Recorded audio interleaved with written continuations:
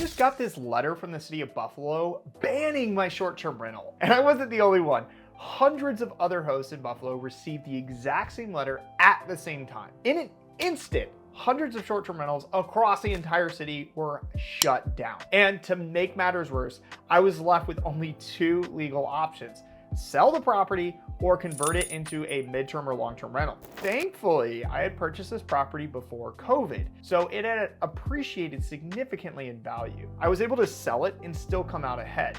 But just like that, I lost a highly successful short-term rental, and it stung a ton. More importantly though, I couldn't help but feel for the other hosts, especially those who had just purchased recently and started managing their STRs in Buffalo within the past year. Flipping their properties into midterm or long-term rentals didn't make financial sense with today's prices, and the flood of former STRs entering the market would quickly oversaturate it. This kind of thing is happening all over our country, especially in urban markets. More and more cities are passing these dumb regulations that limit or ban certain types of short-term rentals.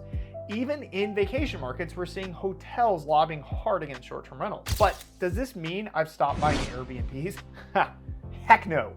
It just made me more intentional and cautious about where and how I should buy. I've found that by following these three key rules, I can protect myself from getting blindsided by sudden bans. So let's break them down. Rule number one: understand community sentiment. This is one of the most important rules. How does the local community feel about short-term rentals? That's the first and most important question to ask. One of my mistakes in Buffalo was buying in an urban market in a highly regulated state where not everybody was happy about having an Airbnb next door.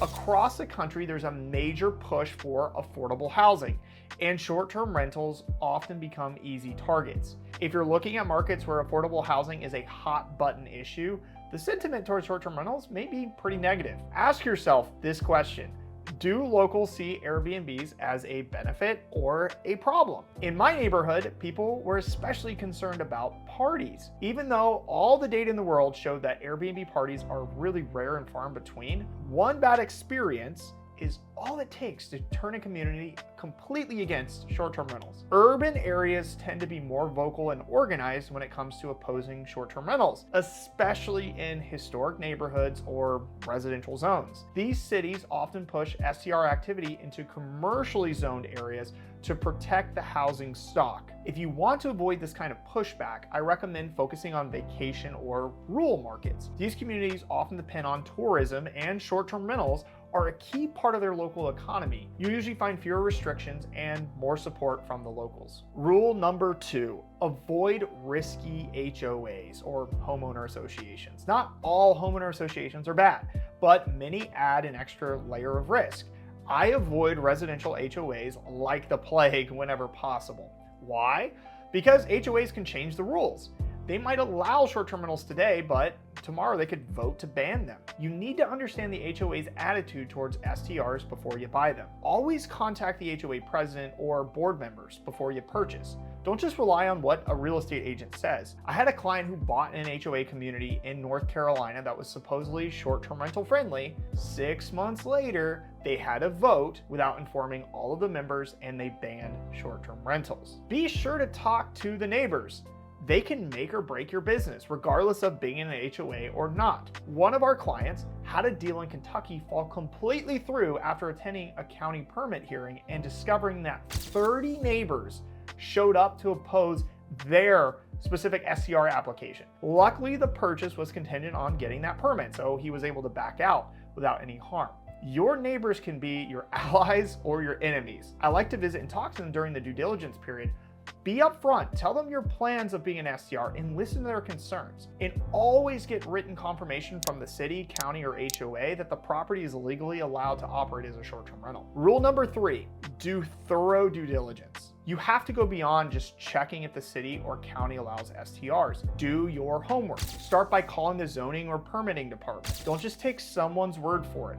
Get it in writing. Have them email you a summary of what they told you over the phone. Next, check deed restrictions, especially for the property you're interested in purchasing. Some properties are limited to use as a single family or primary residence only, and you won't know that until you're actually under contract. This has come up in states before with some of our clients, like in Michigan or Kentucky, where deed restrictions have completely killed the deal. Make sure your title company knows your intention is to use the property as a short-term rental and get title insurance. Their job is to review the deed for any sort of restrictions that might stop you from being a short-term rental. We had a buyer in Kentucky who discovered a deed restriction a week before closing that limited the property to a primary residence use only.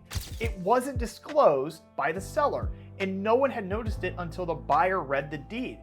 Thankfully, they were able to back out in time. Lastly, if a permit is required, always make permit approval a contingency in your offer. If the city or county denies your permit, especially after the neighbors push back, you don't want to be stuck in a property you can't STR. Include the contingency to protect yourself. So let's recap all three of those things. So number one, understand the community sentiment and the neighborhood. Number two, be extra cautious with HOAs and talk to your neighbors early. And then finally, number three, do your due diligence, including permits, zoning, and deed restrictions. And here's something most people miss. The only thing riskier than a heavily regulated market is a market with no regulations. Those markets often get blindsided with strict rules because there was nothing on the books before. And if you're not grandfathered in, you could get banned overnight, like unfortunately I did. So do the work up front, ask the hard questions, get things in writing. That's how you avoid getting your Airbnb banned. Now, if you found this helpful, give the video a like and subscribe to the channel. We're growing really fast actually, and would love to have you along for the ride. Hit the bell so you don't miss the next one. I'll see you soon.